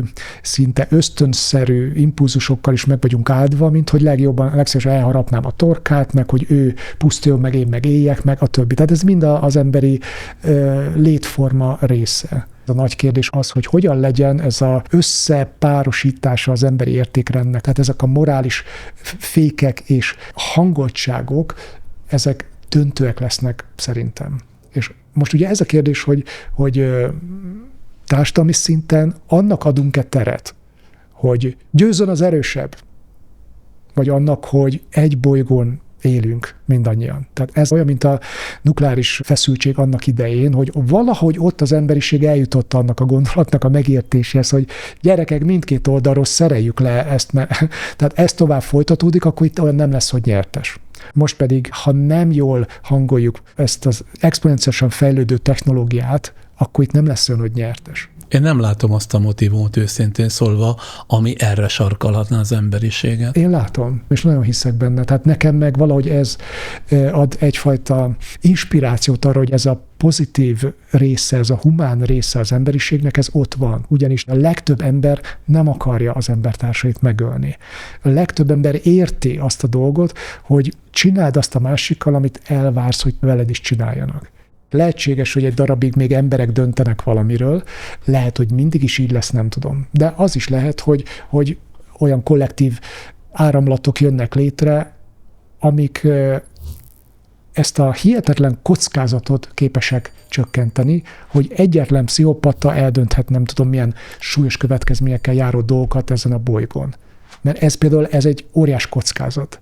Ez azt jelenti, hogy az ilyen-olyan politikai rendszereink alkalmatlanok a természetes emberi működésünk kezelésére. És gyakorlatilag nem is kell nekünk AI, hát annélkül is kiírtjuk egymást. De nekem ebben van egy reményem, hogy az emberek többségében jó indulat, együttérzés és olyan dolgok munkálnak, amik a politikában nem annyira látványosak. Tovább lépve innen, és a technológia összegyűjti a közös tudást, tehát, hogy hogyan gondolkodnak és éreznek az emberek, ez segíti a kreativitásunkat, vagy inkább beszűkíti, mert ugye a technológia, azaz a mesterséges intelligencia mindig a megszokott mintákat ajánlja föl. Mondok egy példát, hogy világosabb legyek. Amikor a YouTube mindig ugyanazt ajánlja föl zenének vagy videónak, amit korábban hallgattunk vagy néztünk, ettől lehet, hogy kényelmesen érzi magát a felhasználó, de közben észrevétlenül leszoktat bennünket arról, hogy új dolgokat fedezzünk fel. Ez tehát mutatja, hogyan szűkítheti be a technológia kreativitást, ha mindig a megszokott közös mintákhoz igazítja a választásunkat. Ugye? Igen, ha ezt hagyjuk, akkor ez megtörténhet. Hogy minek legyek kreatív, ha ezt a kreativitást átveszi egy másik fél. Úgyhogy ezért a kérdésre nekem az a válaszom, hogy igen, az AI az emberi kreativitást drasztikusan átalakítja. De közben meg én úgy látom, hogy valahogy egyre gyakoribb az is, ahogy emberek keresik azt, hogy ő nekik mi a dolguk, miért születtek ide a földre, hogyan tudnának ők valami hasznosat tenni. Talán emlékszik rá, hogy nagy felháborodások voltak, hogy mi lesz akkor a fotósokkal, a kreatívokkal, stb. Hogyha már mindent jobban megcsinál az AI. De ezt nem szabad hagyni. Szerintem inkább újra kell tanulni, hogy kell alkotni. Tehát mik azok az AI eszközök meg lehetőségek, amiket ha párosítok a saját személyes kreativitásommal, akkor olyasmi jön ki, amit még én sem gondoltam volna. És ez szerintem gyönyörű. A legtöbb ember szerintem most már így ír könyvet. Én is az első 3 könyvemet azt úgy írtam teljesen a fejemből. A 4. voltak részletek, amikben megkérdeztem egy pszichológus szakértő AI véleményét, hogy ezt hogy látja. Akkor, mert ugye máshonnan látja, és én akartam azt a nézőpontot belerakni. Tehát abban a könyvben már vannak, nem tudom, van egy 11 rész, amit már egy AI átnézett, ötleteket adott, tematikát adott hozzá, és én azt megfogalmaztam a saját hangomon, hogy az még mindig él legyek, meg vállalható legyen. És aztán ez így megy tovább. Tehát festészetben, kreativitás bármilyen formájában, aki mellőzi az AI használatot, az olyan lesz szerintem idővel, mint a veterán autó, ami egy csodás dolog. Tehát szuper gyönyörű, és abszolút nem praktikus, és életképtelen, de annyira jó, hogy mégis van. Tehát az ilyen régi, tiszta emberi alkotásoknak mindig szerintem meg lesz a minősége. Ugyanúgy, ahogy az ember-ember találkozás olyan értékszámba és csodaszámba mehet, hogyha megértjük az alternatívát, hogy milyen az, amikor elképesztő izgalmas társalgást folytatunk, de egyébként egy nem emberrel sokkal izgalmasabb területekre visz, abszolút jobban megmozgatja az intellektusunkat, még az érzelmeinket is lehet, hogy speciális módon, de mégis utána, ha visszamegyünk ahhoz az emberhez, kicsit egyszerűbb, kicsit olyan surlódásosabb, meg olyan bénácskább, de az eredeti biológiai húzalozottságunk, és ezt azért meg fogjuk tartani, és szerintem ezt fogjuk jobban szeretni. Természetesen már lesznek olyan generációk, talán még mi is látunk majd olyan gyereket, aki már egy AI környezetben olyan módon nőtt fel, hogy több mesterséges intelligencia nevelte, mint tényleges személy. Ugye a jelenlegi generációk idegrendszere az még úgy van húzalozva, hogy ahhoz, hogy megnyugodjunk, jól érezzük magunkat, otthon érezzük magunkat a világban, stb., ahhoz emberi ölelés, testközel, figyelem, szemkontaktus szükséges. Tehát az egész váguszrendszerünk ugye úgy van valahogy most jelenleg fölépítve, hogy ahhoz, hogy a megnyugvás reakciót a vegetatív idegrendszerünk át tudja élni, ahhoz ezek a legerősebb impulzusok. A jövőben vajon az ember, az emberi lélek és habitus formálja a mesterséges intelligenciát, vagy az AI fogja formálni az emberi lelket? Vagyis mi határozza meg majd, hogy a technológia a mi értékeinket tükrözi vissza, vagy mi kezdünk el alkalmazkodni az ő működési logikájához. Ez ugyanis hordoz néhány kockázatot, mert ha a technológia csak a mi értékeinket tükrözi vissza, akkor könnyen létrejött egy buborék, ahol mindig ugyanazokat a mintákat látjuk viszont, és nem találkozunk a saját hiányosságainkkal. Ha pedig mi kezdünk el alkalmazkodni az ő működési logikájához, akkor meg lassan úgy formálódhat a gondolkodásunk, hogy a gyorsaságot, az egyszerűséget és a kiszámíthatóságot előnyben részesítjük, mondjuk azokkal a lassúbb, bonyolultabb, emberibb folyamatokkal szemben, amelyekből a kreativitás és a mély kapcsolatok születnek. A kérdés tehát az, hogy leegyszerűsítsem, hogy a mesterséges intelligenciának köszönhetően nem veszítünk el valami igen fontos emberi rugalmasságot és önkritikát. De ezt én nagyon valószínűleg találom. És hogyha megnézzük a technológia nyilvánvaló hatását, mondjuk így generációs tükörben nézve, hogy akkor azt látjuk, hogy a fiatalabbaknak máshogy működik az agya, a gondolkodása, a figyelme, a személyes tempója, az elmélyültsége, a fókuszképessége és minden egyebe. És ennek az az oka, hogy ők máshogy vannak húzalozva. És ez egyre inkább így lesz. És ugye az nekünk idősebb generációnak mindig fejtörést fog okozni, ezt hogy kell megérteni? Tehát hogy kell egyáltalán viszonyulni ahhoz, hogy valaki ennyire máshogy tud gondolkodni, hogy 3 másodpercig nem tud figyelni, tehát ezek a dolgok, ezeken mi fönnakadunk, nekik meg ugye ez a természetes. Ha ezt nézem, akkor ebből arra következtetnék, hogy ez egyre inkább így lesz. Harari is valahol megemlítette, hogy ugye egyelőre szavakkal operálunk, szavakon keresztül beszélgetünk, de a szavaknak az AI nagyobb mágusa már most. Az információknak, a tudásnak, a szavak egymás mögé rakásának és a többinek. Tehát ilyen szempontból egyértelműen előbb-utóbb az elménk föl fog telni azokkal a szavakkal, amiket AI-ok találtak ki. Vagy gondolatokkal, vagy információkkal. De nekünk az lesz azt hiszem a kérdés, hogy mit kezdünk a biológiai testünkkel. Tehát azt, hogy fogjuk értékelni, hogy az nekünk van, neki meg nincs. És mit fogunk kezdeni az érzelmi életünkkel, amivel eléggé rottyon vagyunk így az érzelmi egészségünk tekintetében, társadalmi szinten. Tehát az, hogy az érzelmi egészségünk, fizikai állapotunk, a testi állapotunk egészsége, stb. Ezen lesz mit dolgozni, mert ezek maradnak meg, az intellektus vonatkozásában meg egyértelmű, hogy csak a párbeszéd az, ami járható egy pár éven belül.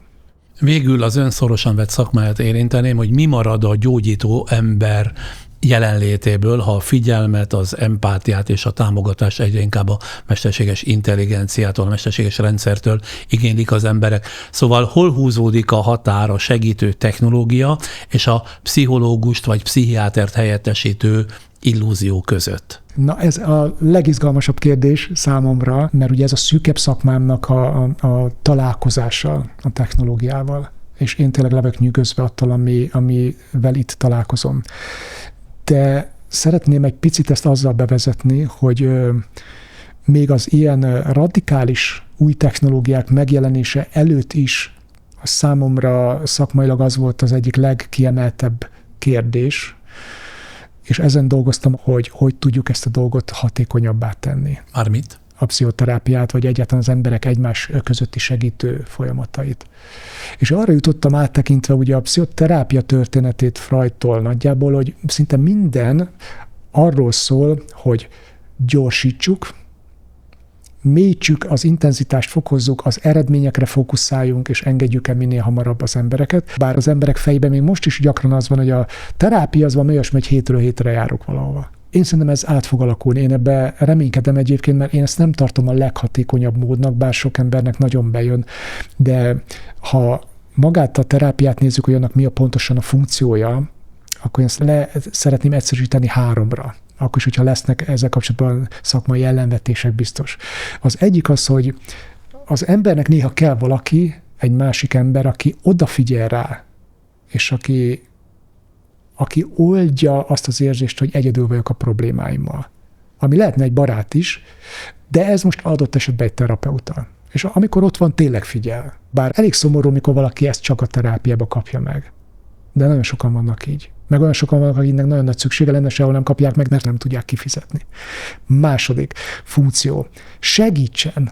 Tehát adjon egy fejlesztő, javító, gyógyító, vagy valamilyen impulzust. Menjünk A-ból B-be. És a harmadik aspektusa a terápiának, hogy ez egy szolgáltatás, lássuk be. De fizetsz érte. És veszel valamit, és utána megkapod amit. Most, hogyha ezt a hármat vesszük, akkor ebből a szolgáltatás része AI ügyben az nem gond. Ahogy tapasztalom, az AI-t is integráló, vagy önállóan AI alapon működő ilyen terápiás, meg önismereti appok, meg egyebekkel kapcsolatos elégedettség nagyon magas. Mert segíteni nagyon sok helyzetben nagyon jól tud az AI. Áttekinti a dolgokat, látja, hogy itt mik a lehetőségek, gyakorlatokat ír össze, tehát millió módon hasznos egy AI társ önismereti terápiás, lelkigyógyuló munkákban, nem is kérdés. Én inkább onnan közelítettem, amikor ezt a kérdést felvetettem, hogy létezhet-e valódi önismeret ott, ahol a másik fél valójában nem ember, ezért ugye nem tesz bele semmit a kapcsolatba, nem reagál személyesen, és az égvilágon nem kockáztat semmit.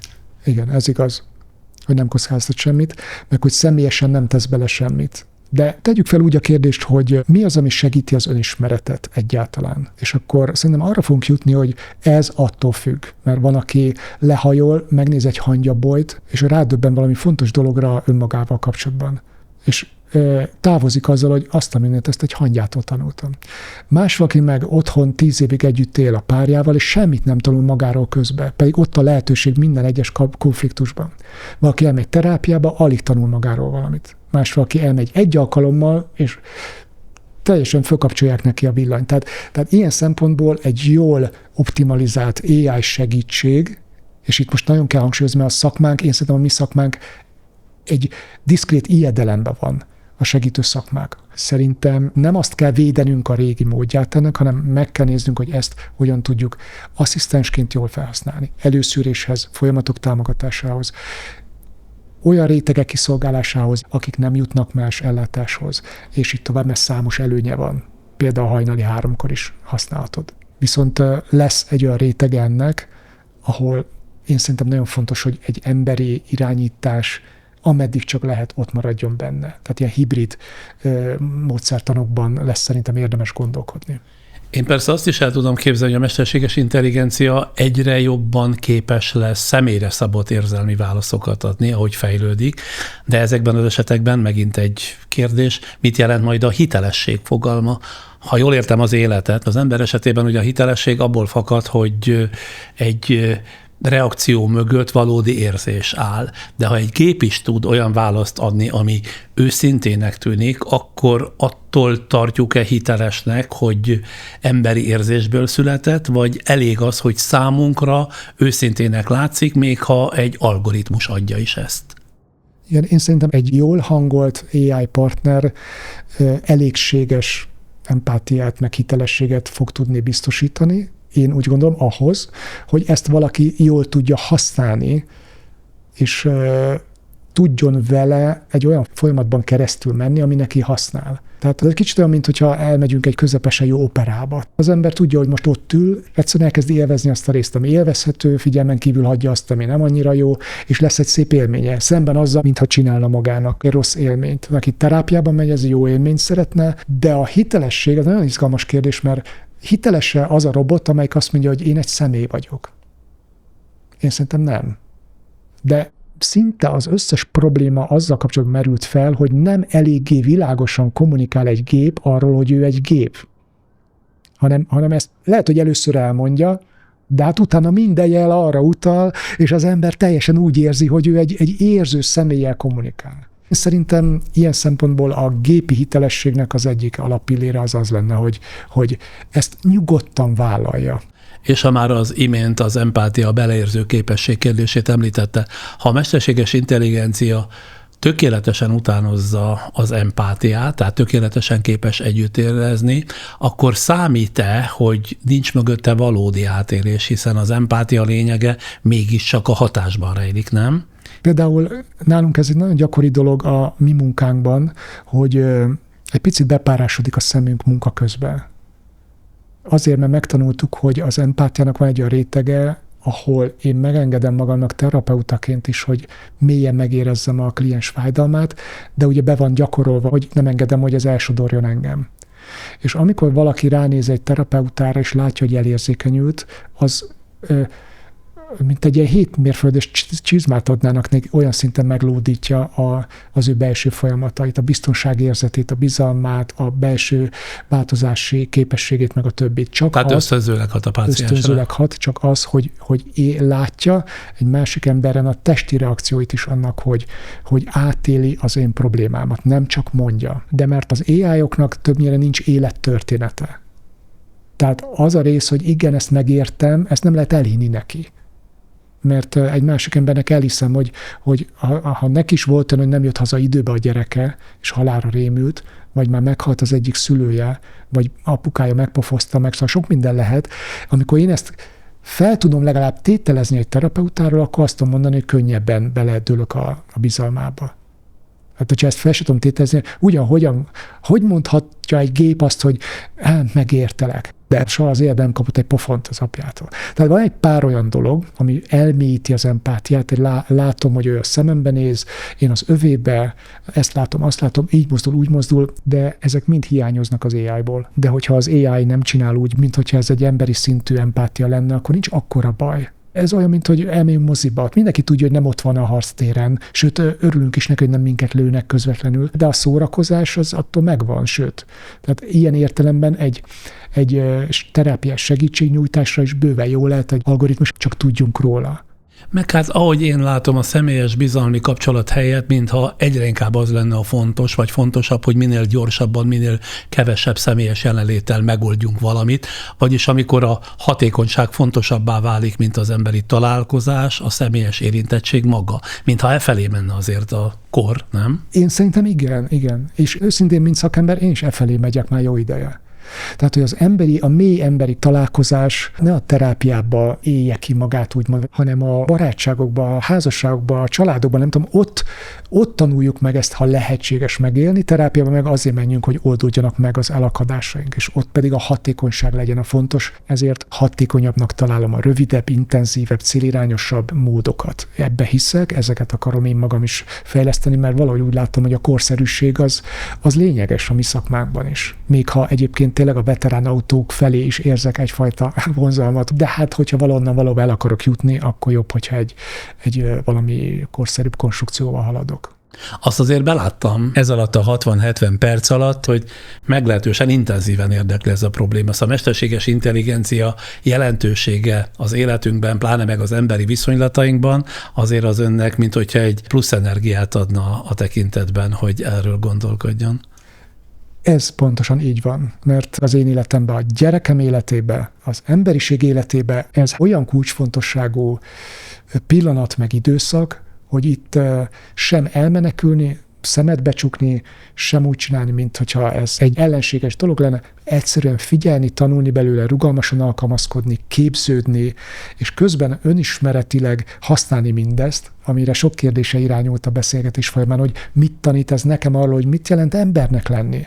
Mert hogyha ezt nem tanuljuk meg ebbe a folyamatban, ha ezt a lehetőséget nem használjuk ki, hogy az AI a maga intelligenciájával elkezdi mélyen tükrözni a kollektív sebeinket, az önzőségünket, a háborúskodási tendenciáinkat, a hatalomvágyunkat, az irítségünket és a többit, és nem tudunk túljutni ezeken a korlátokon, akkor jön az, amit sok gondolkodó már most készténynek vesz. Hogy ha lesz is utópia ebből a dologból egyszer, a közeljövőben inkább disztópia várható. Inkább szétesés, inkább összeomlások, és a régi dolgok felrobbanása vagy feloldódása, és az új dolgoknak meg a kinkeserves kialakítása.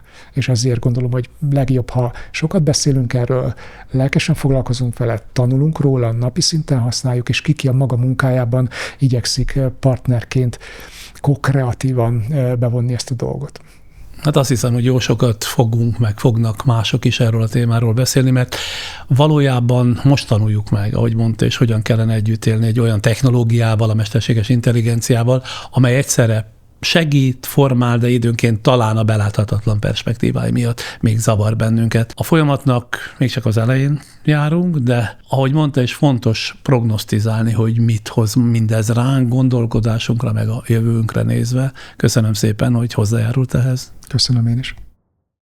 Ezúttal arról beszélgettünk Buda László pszichiáterrel, pszichoterapeutával, hogy hogyan alakítja át az emberi gondolkodást, a szabadságot és a sebezhetőséget az, hogy egyre többször a látóterünkbe és világunkba bekerül a mesterséges intelligencia, mint társ, tükör, de leginkább kihívás.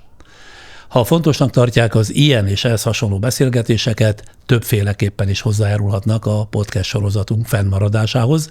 Például itt a YouTube-on a videónk alatt található köszönet gomb megnyomásával, de rendszeres támogatással a patreon.com-on is, a Friderikus Podcast oldalon, vagy van egy magyar nyelvű felület is, a donebly.com, azon is lehetőség nyílik erre. A videó alatt a műsor leírásban pedig további támogatási formákat is kínálunk. Nagyon köszönjük mindenkinek munkánk támogatását, de azt is, ha akár itt a YouTube-on feliratkoznak, akár ha a Facebookon követni kezdenek bennünket, illetve ha megosztják tartalmainkat családtagjaik, barátaik vagy munkatársaik körében. Mint az elején említettem, ma 2 részes a podcastünk, jön a második rész. A következőkben egy kiváló vidéki újságíróval ismerkedhetnek meg, aki néhány napja a sorban immáron 4-ként megkapta a Szente László díjat. 3 évvel ezelőtt ilyenkor Moskovics Judit, az RTL Házon kívül című műsorának riportere, 2 éve Vir Zsuzsa, a Direkt 36 munkatársa, tavaly pedig Szabó András, ugyancsak a Direkt 36 oknyomozó újságírója lett Szente László díjas. Közel 4 éve, 2022-ben veszítettük el Szente Lászlót, azt a barátot és kollégát, és azt a rádiós televíziós szerkesztőt, akinek munkája sokkal nagyobb súlyt képviselt annál, mint amennyi a szélesebb nyilvánosságban valaha is ebből tudatosult. Az ő szakmai igényessége, alapossága és szerénysége inspirált Rangos Katival együtt, hogy létrehozzunk egy Szente Lászlóról elnevezett díjat. Minden év január 28-án, Laci születésnapján olyan újságírót vagy riportert tüntetünk ki, aki kivételes tehetséggel és szakmai tisztességgel dolgozik, mégsem tartozik azok közé, akik saját magukat tolják előtérbe, ahogyan Laci sem tette ezt soha. A jelöléseket a díjra a szerkesztőségek vezetőitől várjuk, és kifejezetten olyan szakemberek jelölését kérjük, akik maguktól biztosan nem pályáznának. A döntést egy tőlünk, a díj alapítóitól teljesen független kuratórium hozza meg. Ennek elnöke Majtényi László, az Eötvös Károly Intézet vezetője, tagjai Kotlocó Róbert, az RTL hírigazgatója, Papréka Kinga újságíró, Moskovics Judit, az RTL Házon kívül című műsorának szerkesztőriporter, az első Szente díjas, valamint Dul Szabolcs, az 5 pontban című podcast házigazdája. A Szente László díj, amely Sipos Marica és Botos Péter üvegplasztikája, valamint nettó 1 millió forint, idén Bod Tamásé, a Magyar Narancs Békés megyei tudósítójáé, a Kis Magyarország rovat vezetőjé lett, aki hosszú ideje a délalföldi világ egyik legpontosabb és legkitartóbb feltérképezője. A díjazottat, Bod Tamást meghívtam ma ide beszélgetni. A megismerkedésnél az életrajzi kívonat nálad sem maradhat el, úgyhogy azzal kezdjük. Bod Tamás 1967-ben született Gyulán, egypetéjű ikertestvérével. Apja közgazdász, anyja földrajz-biológia szakos tanár volt. Ikertestvére Szegeden újságíró, kritikus és szépirodalmi szerző. Bod Tamás Szegeden magyar történelem és újságírás szakon végzett. 1993 és 2002 között megyei lapoknál és a Népszabadságnál dolgozott. 2002 és 2006 között a Békés megyei önkormányzat sajtószóvivője volt. 2006-ban társalapítója lett a Hír6.hu-nak. 2012 és 2018 között az Együtt elnevezésű politikai párt alapító tagja, majd gyulai önkormányzati képviselője volt. 2018 óta a Magyar Narancs munkatársa. Munkássága elismeréseként megkapta a Szabad Sajtó-díjat, a Paul Lendvai-díjat, az Antistigma-díjat, és most pár napja a Szent Elászló-díjat.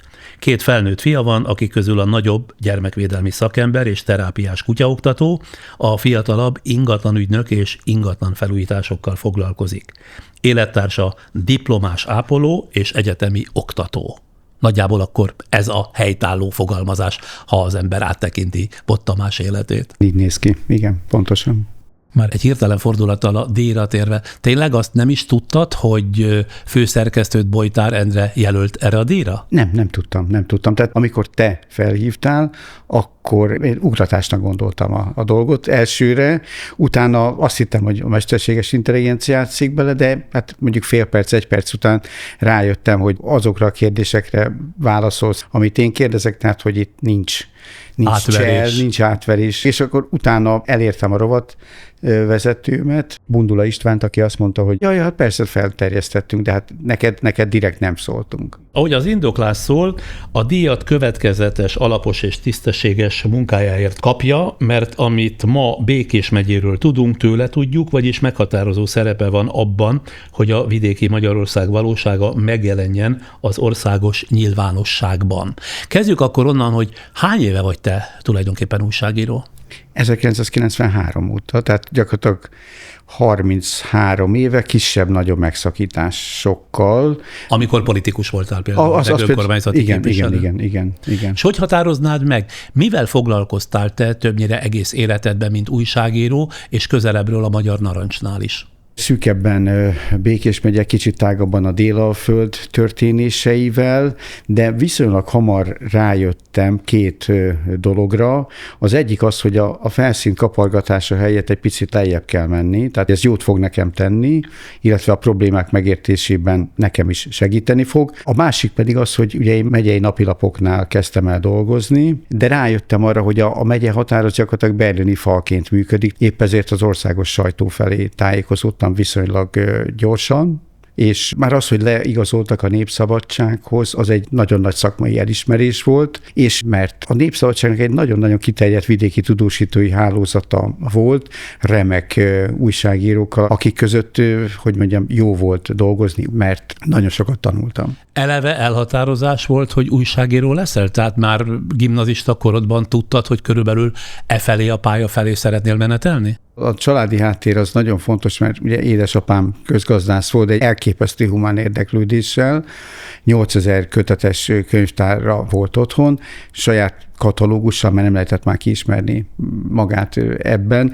20-valahányféle napilap, hetilap, periódika folyóirat járt hozzánk, tehát én betű között nőttem föl, rendkívül sokat olvastam, de a testvérem Péter talán még nálam is többet. Ennek ellenére az érettségi után a külkereskedelmi főiskola felé tájékozottam. Ebben valószínűleg volt valami apai minta is, mert ő talán erre irányított, ha áttételesen is. Én akkor például nagyon nagy olvasója voltam a HVG-nek, és közben jöttem rá, hogy én nem akarok külkereskedő lenni. Na de még mindig nem tudom, hogy lettél újságíró. Aztán Szegedre nyertem felvételt, mert észrevettem, hogy média és újságírás szak is van az egyetemen. Úgy éreztem, hogy ezt a szakot nekem találták ki. Ott már kezdetben is már úgy voltak picin sikereim. A Szegedi Egyetem című labban is publikáltam, a helyi szinten az egy jelentős tájékozódási pont volt. Egyet ugorva a díj névadójához. Szente Lászlót te ismerted? Riportjait, beszélgetéseit a rádióban annak idején hallottad, hallgattad? Természetesen a Kossuth Rádióból ismertem, és határozottan emlékszem, hogy egy nagyon egyedi bársonyos hangja volt, és hát valóban egy rendkívül felkészült és lényeglátó rádiós volt, akire több mint érdemes volt odafigyelni. Mit szeretsz ebben a hivatásban, az újságírásban? Hogyan fogalmaznád meg nem több mint 3 mondatban? Én egy szóban meg tudom mondani, kíváncsiság. Tehát én szeretnék többet tudni a dolgokról, szeretnék a függönyök mögé benézni, szeretném az összefüggéseket megismerni, illetve szeretnék megérteni dolgokat, mert hogyha nem értem meg, akkor nem tudom megírni, és nem tudom megértetni az olvasóval. És ugyanez az izgalom, illetve kíváncsiság 30 év elmúltával ugyanúgy munkál benned, mint pályakezdő korodban? Talán még jobban, mert nagyon érdekes ügyek jutnak el hozzám. Ráadásul nagyon speciális helyzetben vagyok, mert Békés megyében nincs egyetlen független médium sem. Minden a NER-hez tartozik. És a helyi értelmiség, meg vállalkozói réteg, most az egész megyét értve ez alatt, nagyjából ismer engem, mert régóta vagyok ezen a pályán, és tudja, hogyha valamilyen összetettebb, bonyolultabb, vagy vitákkal terhes ügyet szeretne, hogy mondjam, nyilvánosságra hozni, vagy megismertetni, akkor engem kell keresni. Tehát ma már ott tartok, és ezt nem nagyképpen mondom, hogy szinte lábon bejön az információ az én otthonomba. De ugye nyilvánvalóan névtelenül adják az információkat, tehát nem úgy, hogy a nyilvánossággal is tudasd. A legtöbb esetben így van, pontosan így van, de vannak kivételek is, ami nagyon-nagyon jó. Békés megyei terepmunkáid során gyakran olyan emberek nyílnak meg neked, ahogy visszaolvastam a cikkeidet, akik másnak nem igen beszélnének. Mi az a pillanat, vagy mi az a gesztus, amiből érzed, hogy valaki elmeri mondani neked a saját történetét? Ez alapvetően a bizalomról szól szerintem. Legutóbb például a Magyar Narancsban megírtam egy Roma Vox vásárlási projektet, ami egészen nagy kiterjedésű, 53 egyéni választókerületet érint az országban, és itt a kezdőlökést egy olyan roma aktivista adta meg nekem, akit régóta ismerek, de szerintem senki másnak nem vonta volna el, illetve nem szerintem, ezt ő maga mondta nekem, hogy ha nem én, akkor ezt ő nem tárja a nyilvánosság elé. És fellebbentette a fájtlat, hogy hogyan veszik meg cigány emberek voksait? Ez egy hatalmas nagy projekt, ami hát gyakorlatilag a Fidesz legfelső köréig vezet föl, ami már nem arról szól, mint régen, hogy a szavazófülke előtt a lefényképezett szavazatot be kell mutatni az adott delikvensnek, és akkor megkapja 3000 forintot, hanem ez egy hihetetlen professzionálisan felépített rendszer, mögé tolva nagy pénzekkel. És ez nem múlt időben, hanem jelen időben. Tehát ez most is zajlik. Április 12-ére csúcsra járatják. A riportjaidban azt is észrevettem, hogy gyakran megjelenik a kettős valóság. Ezen azt értem, hogy amit az emberek csak egymás között mondanak, és amit hivatalosan kinyilvánítanak. Hogyan kezeled az ellentmondást, és mikor döntesz úgy, hogy a kimondatlan valóságot is megírod? Ez egy nagyon nehéz dilemma, de mindenképpen az információt adókat védenem kell, ezért nem lebbentettem fel a fájtat, hogy ők kicsodák, de van egy csomó eset, amikor az ellentmondásokat nem lehet feloldani. Mondjál példákat is, mert úgy talán érthetőbb. Például ebben a roma boxvásárlási ügyben megkerestem a hivatalos országos roma önkormányzati vezetőket, mikorra én már olyan hihetetlen széles bázist terítettem föl, és beszéltem Miskolcon, Nyíregyházán, Debrecenben, Jász-Nagykun-Szolnok, Baranya megyében, Békés megyében emberekkel, hogy ez hogy néz ki, akik vagy benne voltak, vagy most is benne vannak ebben az egész rendszerben. Ezt úgy kell elképzelni, hogy gyakorlatilag ez egy titkos találkozók, mint egy Netflix krimi. Volt olyan eset, hogy telefonnal vezettek oda, hogy most akkor balra forduljak, jobbra forduljak, és oda menjek be, ami persze van egy kis izgalom, de hát eddig mindig megúsztam.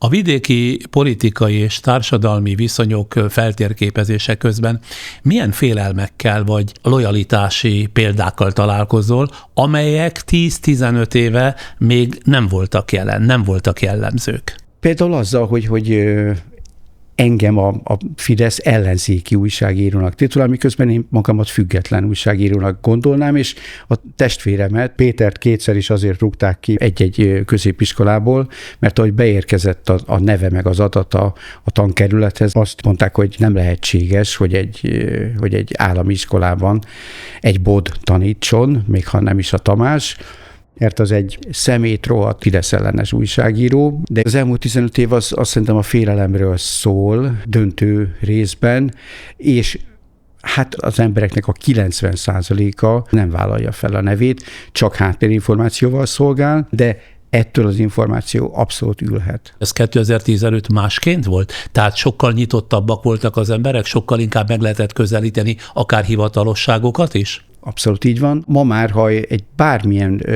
fideszes polgármesternek, megyei közgyűlési elnöknek főispánnak, nem tudom kinek, vagy minisztériumnak írok, az 97,8%, hogy nem fog válaszolni. 2010 előtt azért ennél sokkal jobb volt az arány, de ugyanakkor ez leszivárog a magánemberek szintjére is, hogy arra hivatkozik, hogy ő, meg a menye, meg az ángya, meg a gyereke miatt ő nem meri a nevét mondani, vagy sok esetben nem meri az információt sem mondani, ha én keresem meg. Ezért nagyon-nagyon nehéz egy-egy cikknek az összerakása. És ez sem veszi el a kedvedet? Tehát, hogy azt látod, hogy egyre több nehézséggel kell megküzdened. Kosztolányival mondom, hogy tomboló erő lüktet bennem, és ez tovább visz az úton. Hihetetlen energiát ad a további munkákhoz. Sok írásodból érződik, hogy nem csak a tényeket, hanem a helyi hangulatot, mentalitást is rögzített. Hogyan lehet ezt a láthatatlan réteget hitelesen átadni egy országos lap olvasóinak?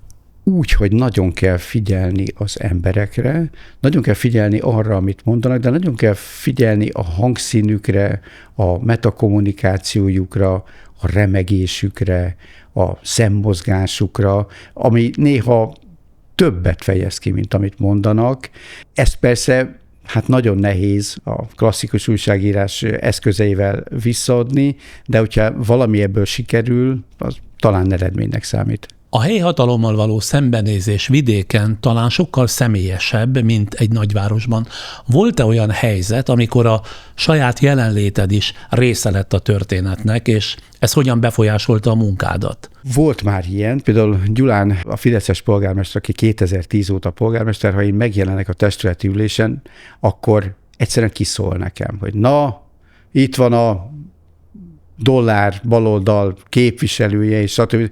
Benne valami olyan elemi gyűlölet van irántam, amit én nem értek, de ez van. Vagy például nemrégiben egy helyreigazgatási pert indított ellenünk, megnyertük, de Simonka György, ha mond még a név valamit, ő rágalmazási pert indított ellenem, megnyertük, egy fideszes képviselő személyiségjogi pert indított, megnyertem. Szóval ültem már a vádlottak padján, és hadd mondjam el, nem a legkényelmesebb ülő alkalmatosság. A riportjaidban, megint csak a megfigyelésemet mondom, sokszor olyan emberek szólalnak meg, akik már rég elvesztették a bizalmukat az intézményekben, az intézményrendszerben. Ha tanultál valamit, mit tanultál azoktól, akiknek a hangja szinte teljesen eltűnt a nyilvánosságból? Azt, hogy fel kell erősíteni.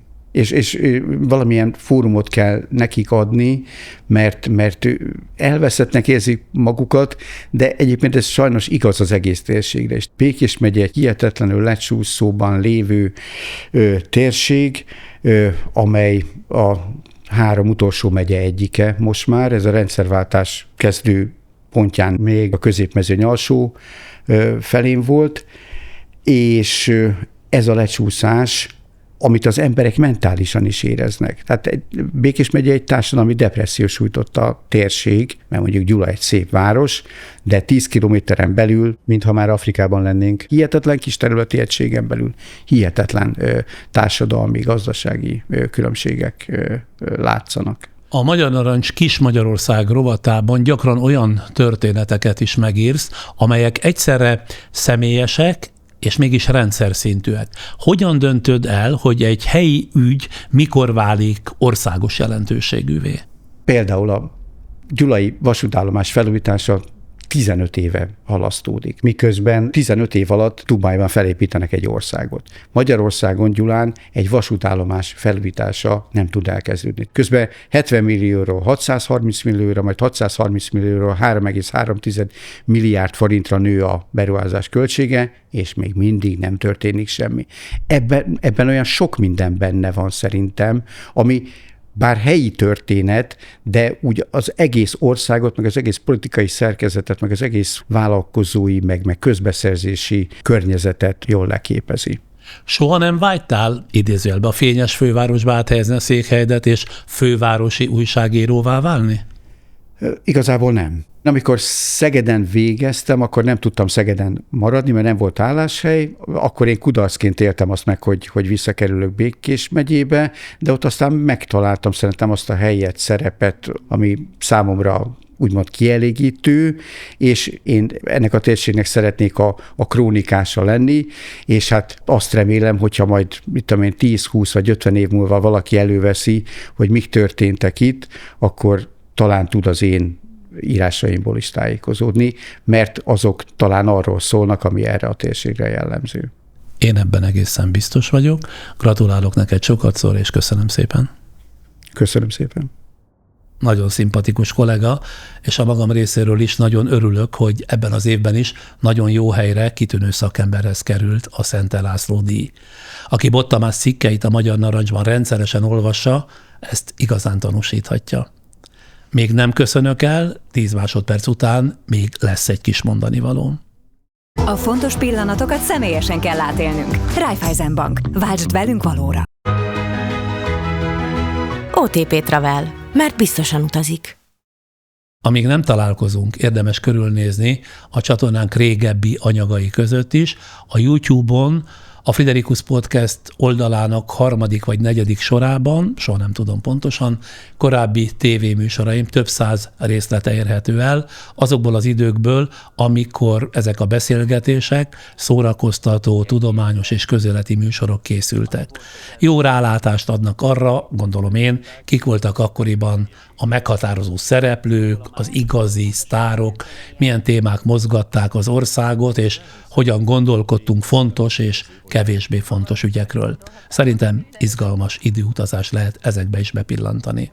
És akkor itt leszünk nem sokára, előre jelezzük, ahogy szoktuk, amikor legközelebb jövünk.